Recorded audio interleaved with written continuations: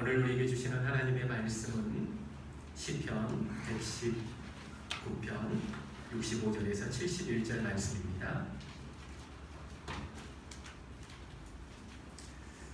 시편 119편 65절에서 71절까지입니다.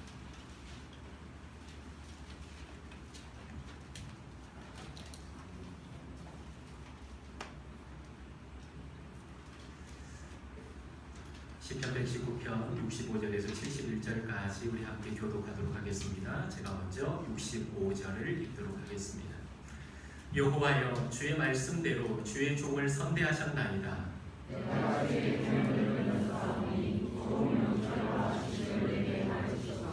고난 당하기 전에는 내가 그릇 행하였더니 이제는 주의 말씀을 지키나이다.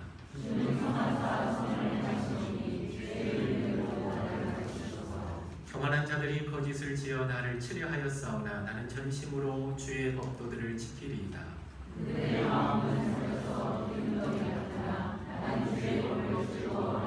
함께 읽겠습니다. 고난 당한 것이 내게 유익이라. 이로 말미암아 내가 주의 율례를 배우게 되었나이다. 아멘.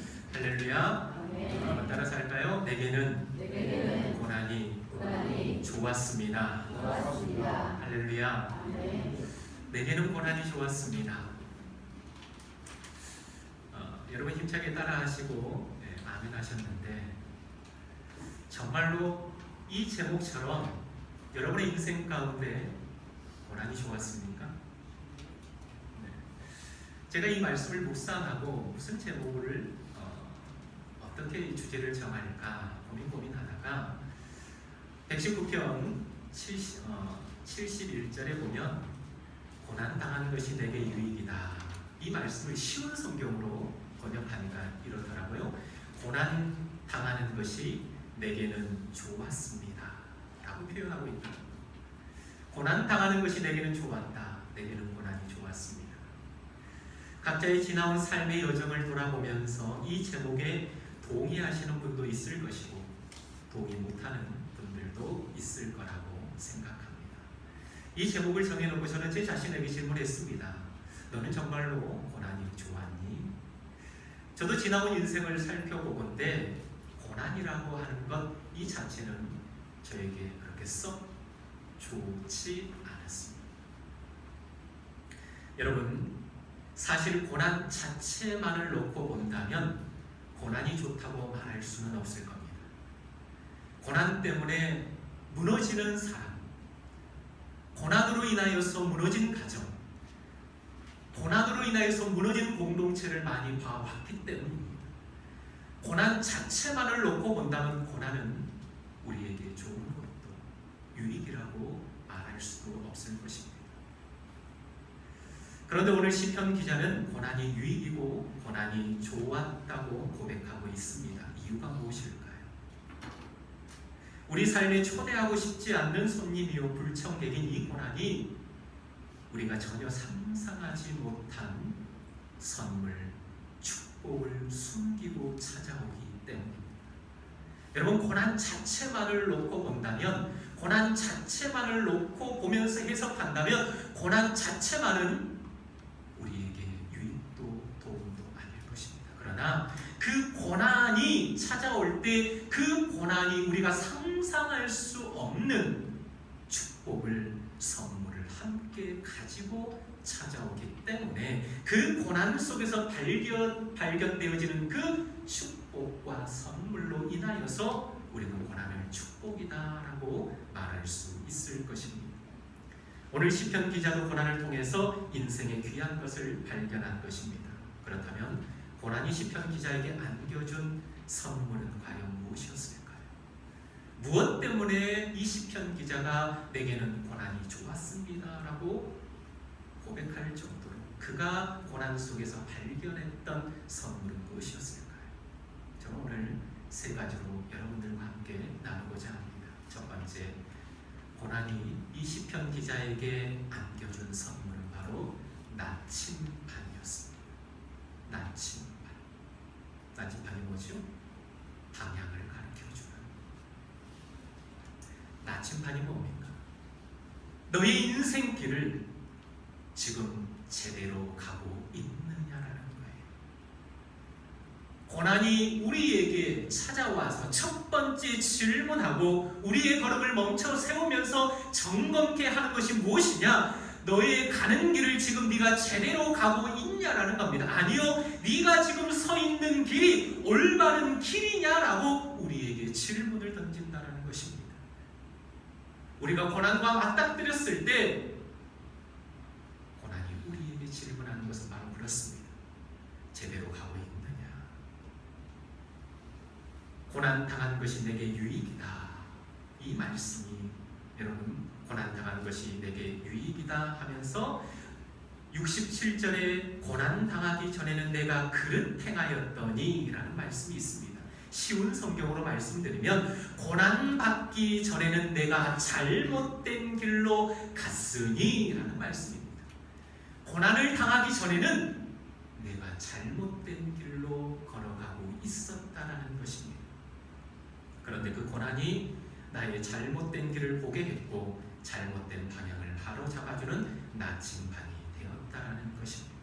여러분, 우리의 삶 가운데 고난이 찾아올 때 우리가 가장 먼저 해야 되는 것이 무엇인 줄 아십니까? 어떤 사람들은 고난이 찾아왔을 때 고난을 돌파라고 합니다. 믿음으로 그 고난을 뛰어넘으라고 합니다. 틀린 얘기는 아닙니다. 그러나 여러분, 우리의 인생 가운데 고난이 찾아올 때 우리는 그 고난 앞에서 멈춰서야 됩니다.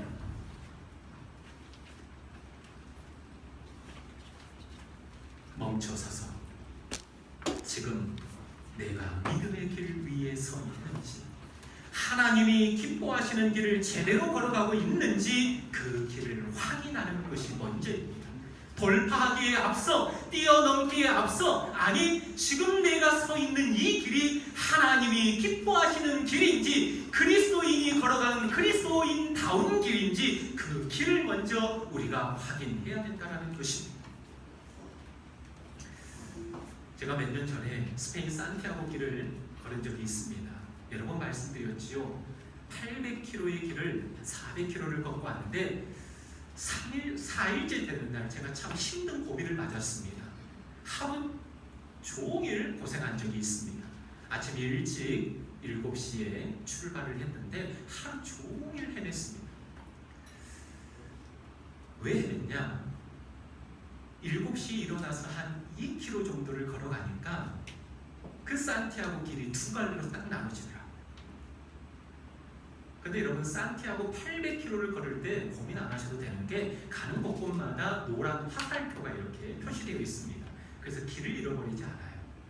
그런데 두 갈래길이 딱 펼쳐져 있는데 고민이 되었습니다. 왜 고민이 되었을까요? 두 갈래길 다 노란 화살표가 그려져 있는 거예요. 그런데 하나는 좁은 길이었고 하나는 넓은 길이었어요. 그 앞에 멍하니 서 있었습니다. 근데 많은 사람들이 이렇게 길을 지나가는데 고민하지 않고 그냥 지나가더라고요. 어떤 사람은 좁은 길, 어떤 사람은 넓은 길. 그리고 또 자전거로 그 길을 이렇게 걷는 사람이 많았는데 자전거를 타고 그 길을 가는데 많은 사람들이 제가 보니까 거의 8대2 정도는 어느 길로 갔을까요? 넓은 길로 갔습니다. 고민하다가 제가 선택한 길이 바로 참 목사지만 우리 주님께서 좁은 길로 가라고 말씀하셨는데 넓은 길이 조금 편해 보일 것 같고 사람들이 많이 지나가니까 목사인데도 제가 좁은 길을 택하지 않고 넓은 길을 선택했습니다. 처음에는 이렇게 넓게 펼쳐져 있더라고요. 그런데 지도상으로 보면 분명히 2km, 3km가 가면 마을이 나오게 되어 있어요. 마을이 나오게 됐는데 2km, 3km를 걸어도 마을이 나오지 않았어요. 그러면서 3km를 지나니까 길이 이제는 좁아지면서 비탈길이 나오더라고요. 그러면서 1km를 더 힘들게 걸어갔습니다. 또 걸어가는데 마을이 나오지 않는 거예요.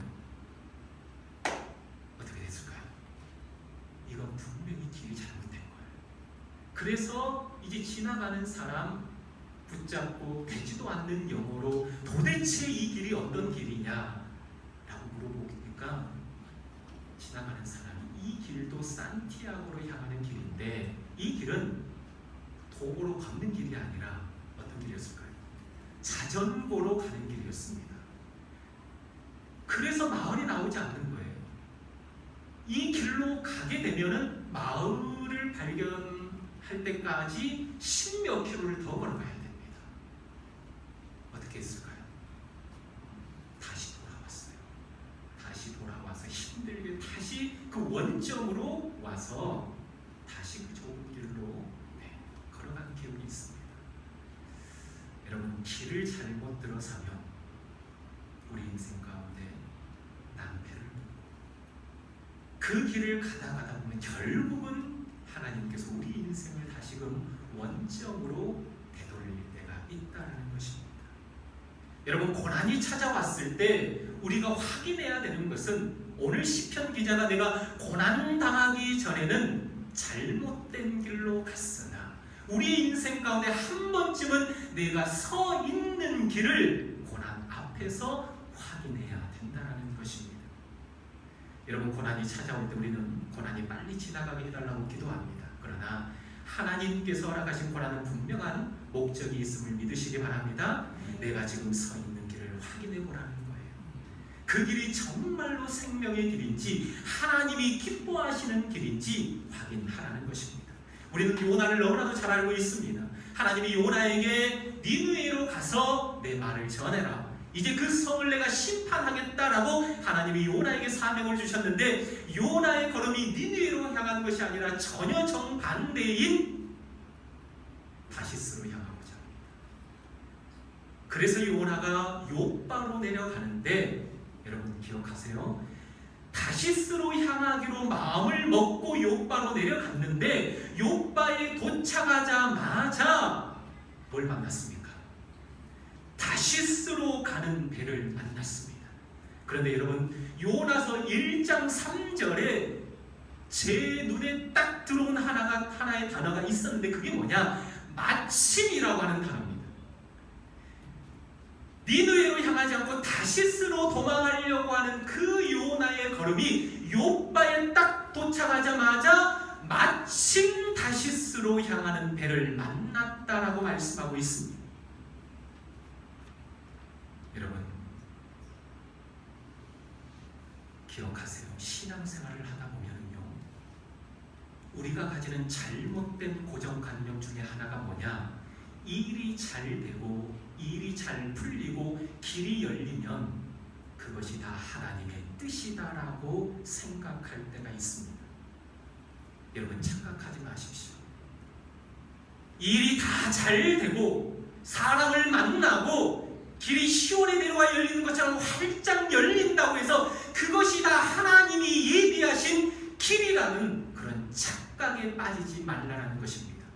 요나가 하나님의 시선을 피해서 니느웨로 가지 않고 다시스로 도망하는 그 길목에 마침 욥바에서 그 길이 활짝 열렸습니다. 마침 다시스로 향하는 배를 만났다라는 것입니다.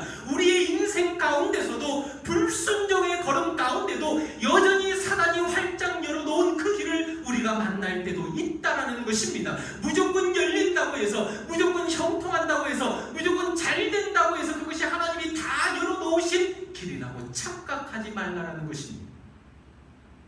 중요한 게 뭡니까? 내가 서 있는 이 길이 하나님이 지금 기뻐하시는 길인지, 그리스도인다운 길인지 그걸 확인하라는 것입니다. 여러분 꼭 기억하세요. 불순종의 걸음 앞에 사단도 우리의 길을 열어놓을 수 있다는 것입니다. 어떤 한 권사님이요, 20년 동안 한 번도 새벽 기도를 빠지지 않고 열심히 새벽 기도를 한 권사님이 있었어요. 그리고 일주일에 꼭 한 끼씩 금식하는 권사님이었습니다. 많은 교인들에게 존경을 받고 귀감이 되는 권사님이셨어요. 권사님 자신도 마음 한켠에는 은근한 자부심이 생겼습니다. 그런데 어느 날 새벽에 몹시 몸이 피곤해서 도저히 일어날 수가 없었다고 합니다. 그런데 일어나지 못하는 권사님을 흔들어 깨우는 형체가 있었습니다. 권사님은 깜짝 놀랐습니다. 그리고 일어났습니다. 그리고 떠나려는 그를 잡고 물었습니다. 새벽마다 깨우시는 당신은 누구십니까? 누구의 수가 같습니까? 새벽마다 깨우는 당신이 누굽니까? 라고 하니까 그 형체는 아무 말 없이 돌아서면서 웃었습니다. 권사님은 그 모습을 보고 깜짝 놀랬다고 합니다. 그 얼굴의 형체는 사탄이었다는 거예요. 권사님은 사탄에게 물었습니다. 왜 당신이 나를 새벽 기도에 빠지지 말라고 깨우는 것인가? 그런데 사탄은 아무 말 없이 사라졌다고 합니다. 권사님은 그날 예배당에서 기도하면서 깨닫게 되었습니다. 나는 이렇게 기도하는데 새벽 기도도 안 나오는 장로님은 도대체 뭐야? 1년에 한 번 금식도 안 하시는 목사님은 어떻게 영적 훈련을 하시는 거야? 이 교회는 나만한 영적인 사람을 찾아보기 힘들어. 금식도 새벽 기도도 안 하면서 그리스도인이라고 할 수 있어? 그날 새벽, 그동안 새벽 기도를 하면서 어느새 자신 영혼의 한켠에 찾아든 교만을 권사님은 발견하게 된 것이죠. 새벽 기도가 하나님을 향한 믿음이 아니라 자기 만족으로 채워져 있고 상대방을 판단하고 정죄할 때 사탄도 우리의 새벽 기도를 도울 수 있다는 사실을 여러분 기억하시기 바랍니다. 새벽을 깨우는 그 열심이 하나님을 향한 열심이 아니라 자기 만족이 되어지고 어느 순간 판단하게 되어지고 정죄하게 되어지는 그 순간 사탄도 우리의 새벽을 깨우며 돕는다는 것입니다. 여러분, 일이 막힘이 없이 술술 잘 풀리고 사람들의 존경과 칭찬이 있을 때 우리는 우리가 서 있는 길을 살펴보아야 합니다. 내가 서 있는 길이 정말로 하나님이 기뻐하시는 믿음의 길인지, 순종의 길인지, 겸손의 길인지, 그리스도인다운 길인지, 그것을 우리는 항상 살펴보아야 한다는 것입니다. 고난이 내가 서 있는 길을 확인시켜주는 하나의 선물이라는 것입니다. 사랑하는 성도 여러분, 여러분의 인생 가운데 고난이 찾아올 때 가장 먼저 확인할 것이 무엇이냐? 지금 내가 서 있는 그곳, 내가 서 있는 이곳이 정말로 하나님이 기뻐하시는 길인지 그것을 살펴보시고, 혹시나 하나님이 기뻐하시는 길이 아니시다면 돌이켜 하나님이 열어놓으신 그 길 위에 서는 여러분 되시기를 주님의 이름으로 축복합니다. 두 번째, 고난이 우리에게 안겨주는 또 하나의 선물이 있습니다. 그건 바로 거울입니다. 고난 속에 포장되어져 있는 그 선물 가운데 발견할 수 있는 두 번째 선물이 뭐냐? 바로 거울입니다. 거울이 뭡니까? 너 자신을 보라는 겁니다. 내가 서 있는 길도 보고 내 자신도 보라는 거예요. 저는 여러분 기차여행을 참 좋아합니다. 제주도 내려와서 기차를 탈 기회가 없어서 참 많이 아쉽고 서운한 적이 있는데, 대학을 다니면서도 기차로 이렇게 주말에 왔다 갔다 하는 시간들이 많았습니다. 그런데 기차를 타고 목적지를 향해 가다 보면 여러분 꼭 만나는 것이 있습니다. 그게 뭘까요? 일정한 속도로 쭉 가는데 얼마나 밖에 펼쳐져 있는 그 자연이 아름답습니까? 그런데 여러분 기차를 타고 가면 꼭 만나는 게 있어요. 그게 바로 터널입니다. 터널을 꼭 지납니다. 한 개가 아니라 두 개가 아니라 계속해서 터널을 만나게 됩니다. 기차가 터널 안으로 진입하는 순간 내 눈앞에 펼쳐진 자연의 아름다움은 순식간에 사라져 버립니다. 그리고 밖에 아무것도 보이지 않아요. 그런데 여러분, 자연의 아름다움이 사라짐과 동시에 선명하게 보이는 것 하나가 있습니다. 그게 뭔 줄 아세요? 터널을 진입하는 그 순간 밖의 아름다움은 내 시야에서 사라지지만 그 밖의 아름다움을 보여줬던 유리창이 또 하나의 선명한 것을 보여줍니다. 그게 뭘까요? 내 자신의 모습입니다. 밖을 보여줬던 그 유리창이 터널을 들어가는 그 순간 밖의 아름다움을 감춰버리고 그 유리창이 보여주는 것은 바로 나의 모습이다라는 거예요. 얼마나 그 유리창에 선명하게 내 모습이 보인지 모릅니다. 여러분, 인생의 고난은 나의 신앙의 모습, 내 현재의 모습을 아주 선명하게 보여주는 유리창과도 같은 것입니다. 고난이 찾아와 아무것도 보이지 않을 때 여러분, 보이지 않는 것을 자꾸 보려고 하기보다는 고난의 거울 앞에 서서 겸손히 내 자신을 살펴보아야 합니다. 제가 한 주간 말씀을 묵상하고 어떤 한 분의 간증을 들은 적이 있습니다. 미국에 살고 있는 젊은 부부의 간증을 들은 적이 있습니다. 어렸을 때부터 신앙생활을 했습니다. 주일날 교회를 안 가면 안 되는 가정에서 자랐습니다. 하지만 그분의 입에서 나온 고백이 뭐냐? 어렸을 때부터 그렇게 주일날 교회를 열심히 다녔는데 복음이 무엇인지, 십자가가 무엇인지 자기는 알지 못했대요. 그렇게 썬데이 크리스천으로 살다가 어느 날 아들이 물놀이를 하다가 엄마가 잠깐 한눈을 판 사이에 2m가 넘는 풀장에서 아들이 숨이 멈춘 채 발견됩니다. 그 숨이 멈춰있는 아들을 끌어안고 응급실로 부모가 향하는데, 응급실에 도착하는데 40분 동안 숨이 멈춘 것을 의사가 확인합니다. 의사가 이미 진단을 내립니다. 가망이 없다라고 얘기합니다. 그리고 기적적으로 살아도 정상적으로 살기 어렵다라는 얘기를 부모에게 합니다. 그리고 하루 이틀이 지나고 3일째가 되는 날 의사가 약을 하나 가지고 왔다고 해요. 그 약이 뭐냐? 아들이 며칠 넘기지 못할 것 같은데 차라리 편하게 보내주는 것이 어떠냐라고 가지고 온 게 이 조그만한 약이었다고 합니다. 마지막을 준비하는 날 밤에 이 엄마의 마음속에 하나님의 음성이 들려옵니다. 그 음성은 바로 회개하라, 회개하라, 회개하라였답니다. 그런데 회개하라는 음성 앞에 교회를 수십 년 다녔는데 부끄럽게도 회개가 무엇인지, 어떻게 회개를 해야 되는지 몰랐다는 거예요. 마음속으로 회개하라는 음성이 오는데, 하나님의 음성이 들려오는데 수십 년 동안 교회를 다녀도 회개가 무엇인지, 어떻게 회개를 해야 되는지 몰랐다는 거예요. 오늘을 넘기지 못하는 그런 절박한 상황에서 무릎을 꿇고 회개하라는 그 강한 마음이 밀려오는데, 그 응급실에서요, 응급실이 통유리로 되어 있는데, 중환자시죠. 통유리로 되어 있는데 사람들이 보는데 내가 여기서 어떻게 무릎을 꿇어라고 하는 그런 교만한 모습까지도 보게 되었다라는 거예요. 어떻게 무릎 꿇을지도 모르겠고, 그런데 무릎 꿇고 기도하라는 주의 음성이 들려오는데 그 통유리로 되어 있는 그 중환자실, 많은 사람들이 보고 있는 그 앞에서 무릎 꿇을 용기도 나지 않고, 그러면서 내 안에 있는 교만이 비로소 드러나게 되었다는 것을 고백합니다.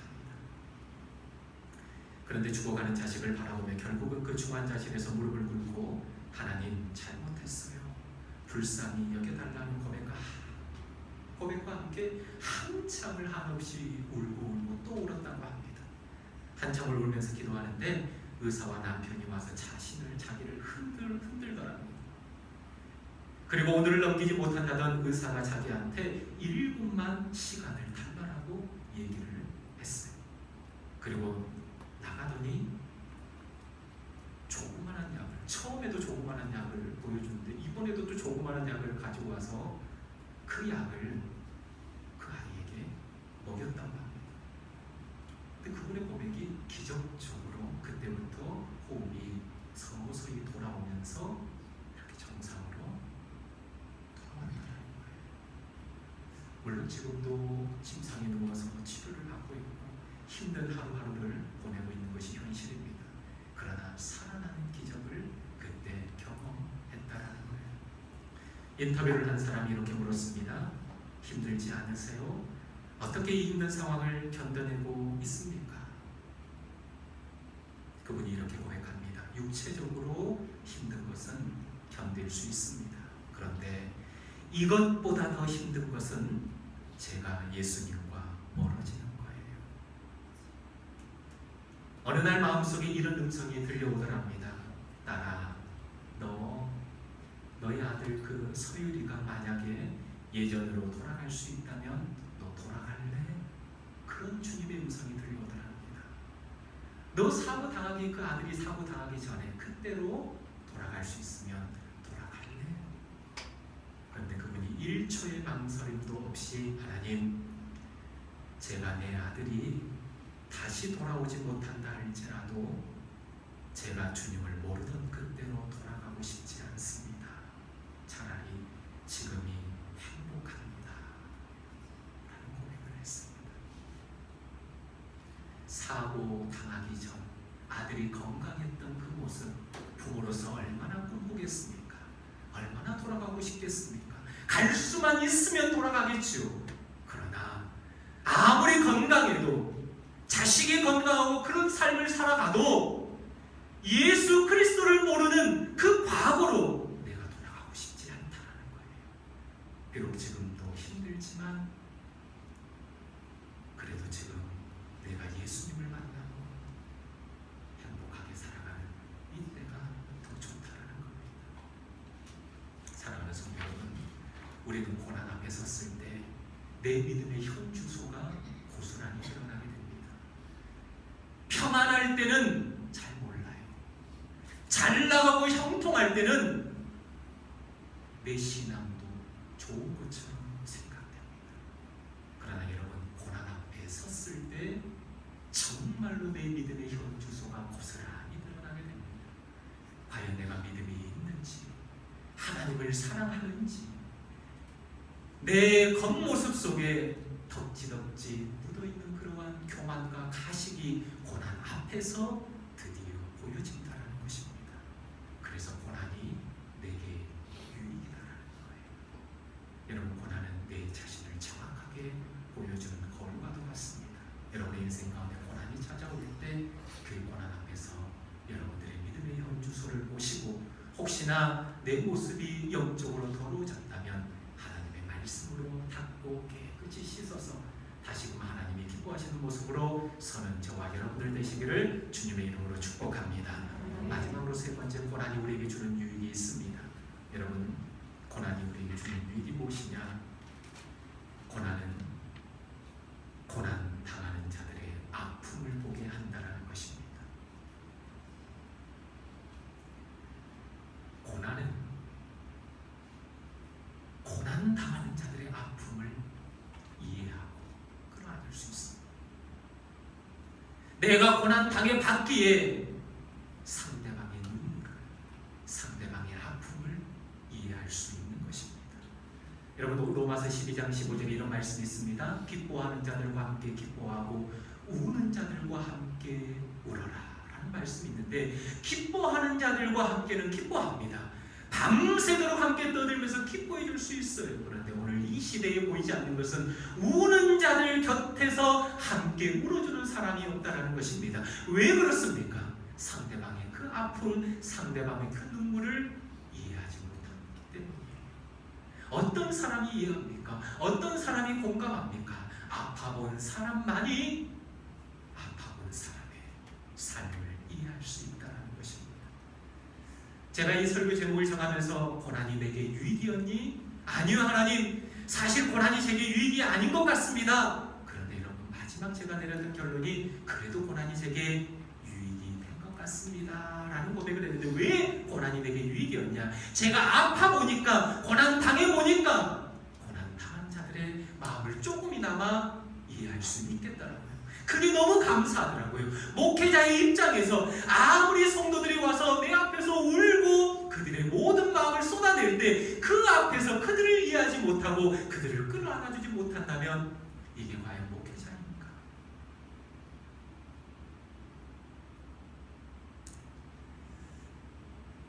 지난 한 주 읽었던 책에 이런 내용이 나오더라고요. 언어의 온도라는 책, 이기주 작가가 쓴 언어의 온도에 이런 내용이 있었습니다. 이분이 언젠가 2호선 홍대 입구역에서 지하철에 몸을 실었습니다. 맞은편 좌석에 앉아있는 할머니와 손자가 눈에 들어왔습니다. 자세히 보니까 꼬마의 안색이 좋지 않았습니다. 할머니 손에는 약봉지가 들려 있었습니다. 병원에 다녀오는 듯 했습니다. 할머니가 손자 이마에 손을 올려보더니 웃으면서 이렇게 말했습니다. 아직 열이 있네. 저녁 먹고 약 먹자. 손자는 커다란 눈을 끔뻑이며 대꾸했습니다. 네, 그럴게요. 그런데 할머니는 내가 아픈 걸 어떻게 그리 잘 알아요?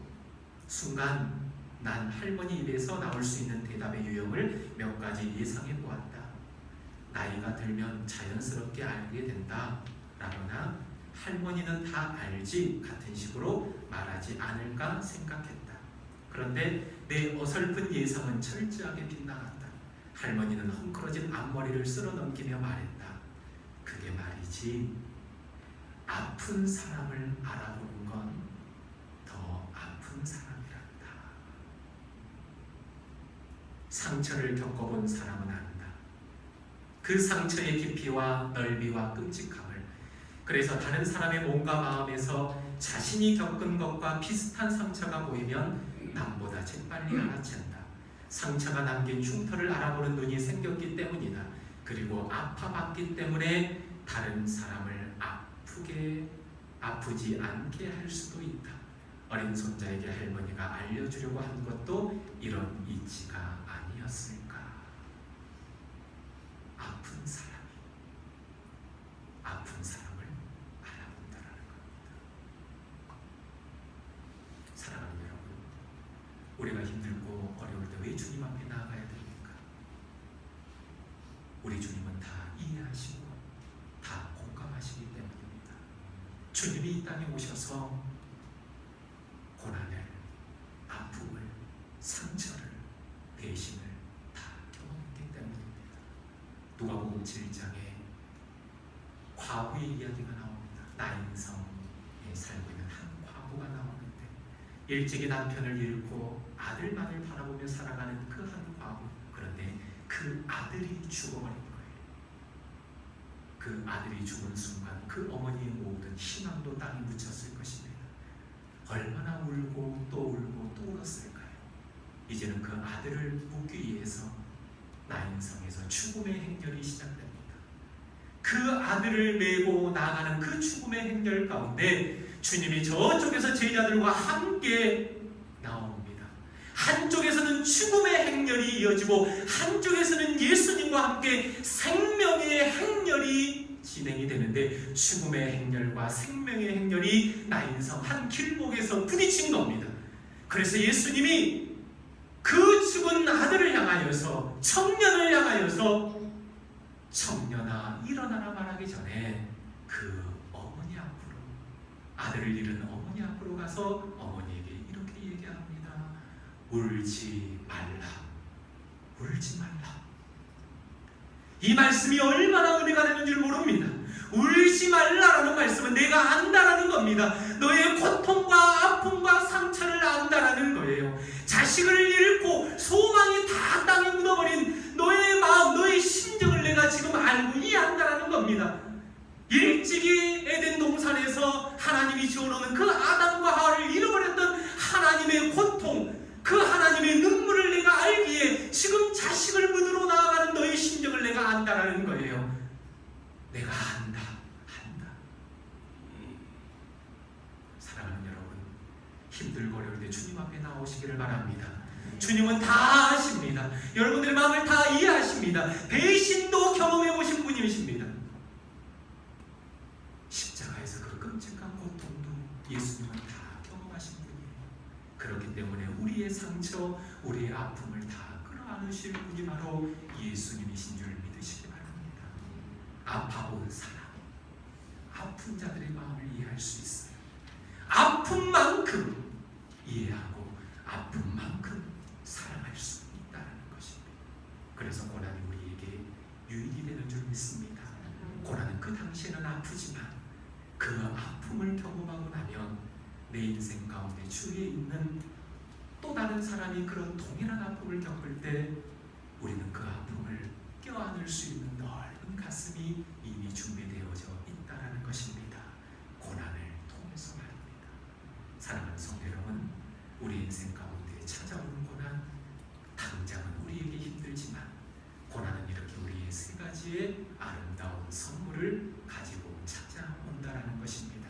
여러분, 고난 앞에 직면해 있을 때 가장 먼저 내가 서 있는 그 길이 진정 하나님이 기뻐하시는 길인지 확인하시고, 또 그 고난 앞에 직면했을 때 혹시나 내 모습 속에 더럽고 추한 죄의 덩어리들이 묻어있지는 않은지 내 자신을 살펴보시고, 또 그 고난이 찾아왔을 때 그 고난을 겪고 난 이후에 그 고난이 오히려 내 가슴을 넓은 가슴으로 만들어주고 또 다른 고난 당하는 자들을 끌어안을 수 있는 넓은 마음을 준비시켜준다는 사실을 믿고 그 고난을 기쁨으로 즐거이 통과하시는 저와 여러분들 되시기를 주님의 이름으로 축원합니다.